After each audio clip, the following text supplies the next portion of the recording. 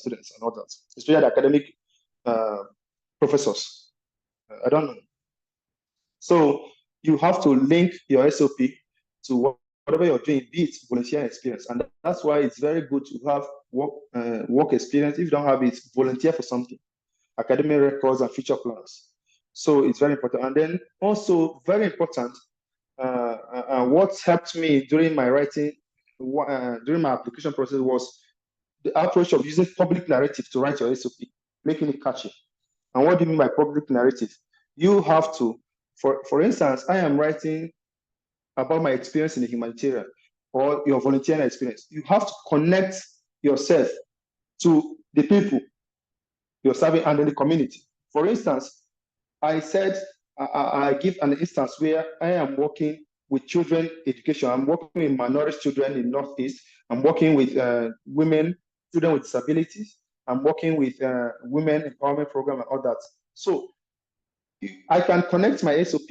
I can use public narrative to tell a story of how my passion has led me to catering for these people and what that effort has brought to the community. So using public narrative to write a speech or writing it, most people use it in writing speech and also writing essay or SOP, is to connect yourself as an individual to the cause and how that was connected to the people you're serving and how that is connected to the whole community and what is the impact, and then a call to action. So in writing that, you can also use this approach, and you can also read about public narrative very well online. And then recommendation letters, like I have said, it's a big problem. Sometimes you ask professors. I've asked some professors to write reference for me in Nigeria, and they just write it so casually. This is a very competitive something that you don't just write anyhow reference. So what you do is discuss your referees, what he or she should, this is expected to capture in your recommendation. Or sometimes you even ask them, like I asked my professor in Sweden to write a reference for me. It took him just 2 days. It took him just 2 days to respond. Unlike when I asked somebody to write me a reference here, AABU, up till now, the person has not responded to me. Up till now, the lecturer has not responded to me, but he promised. So he asked me to make a draft of what I want. So I made a draft, and then it gives them an idea of how they should write.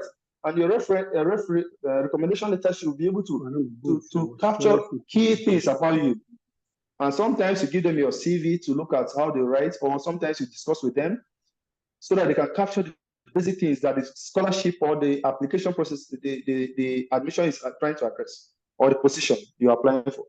So it's very important to connect this recommendation also to your CV and then your SOP, so that the three of them will speak in the same language.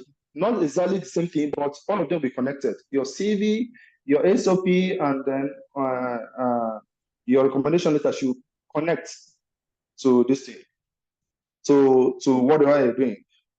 For me, like a professional, I do most of the reference. Like I wrote a reference for my friend. He got to work with UN just in Benue 2 days ago, and he asked me, because he worked for my organization before, I had to take time because I know this what the referee is very strong. A recommendation is very strong, so I have to take time to write, to write that reference for him, so that the employer would not start asking. So it's the same thing with admission. You have to take time to write, commit time for this person that you're writing, to be able to bring out something that the person that is reviewing the admission process will know that this person actually has good things about this person. Lastly, best practices. Whatever you're applying for, ensure you comply with the requirements.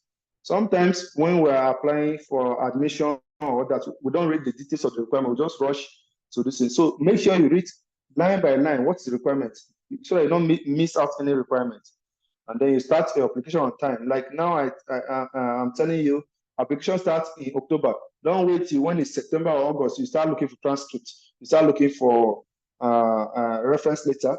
No, you start on time, so that when it's 2 months, like when I was writing, I never gave anybody my reference, my SOP to read. I went through it more than 20 times myself. And every time I go, I have to change something. So you can give somebody to help you check your documents. You can go through it over and over again. And then if you have enough time, you always adjust one or two things. And then in the end, you submit your application on time.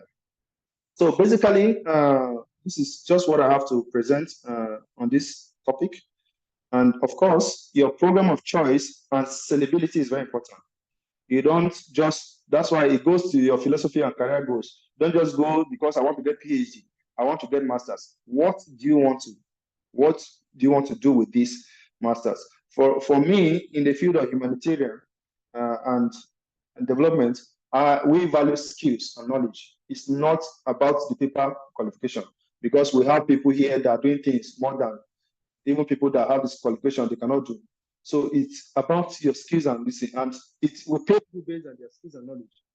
And that's why you see people collecting millions in this field, because of the skills. It's not paper. So your program, what course you're doing, what are the skills are you bringing? Are these skills sellable after your studies, after your PhD? Or you want to go in the field of lecturing? That's your path. It's fine. You want to go in the field of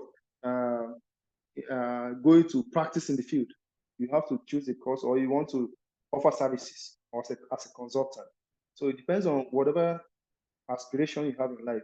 It should help you choose your program, and the program should be something that is sellable after your studies.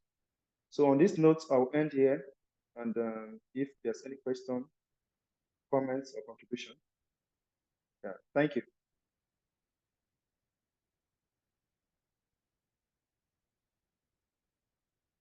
Doctor, over to you.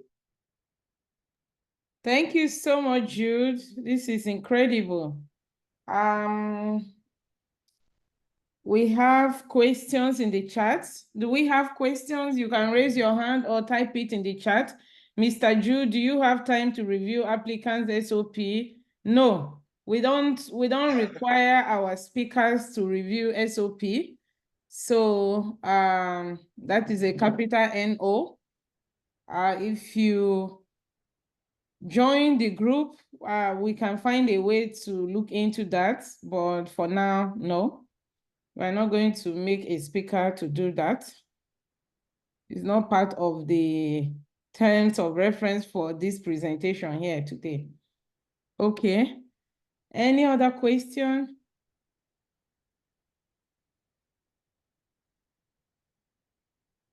Can we ask questions? I'm not seeing hands or questions in the chat.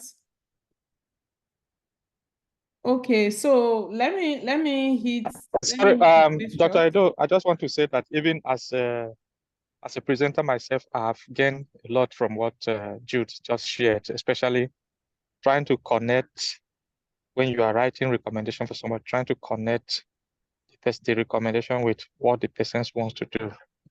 To me, is something that I've gained from this presentation that will help me in my future,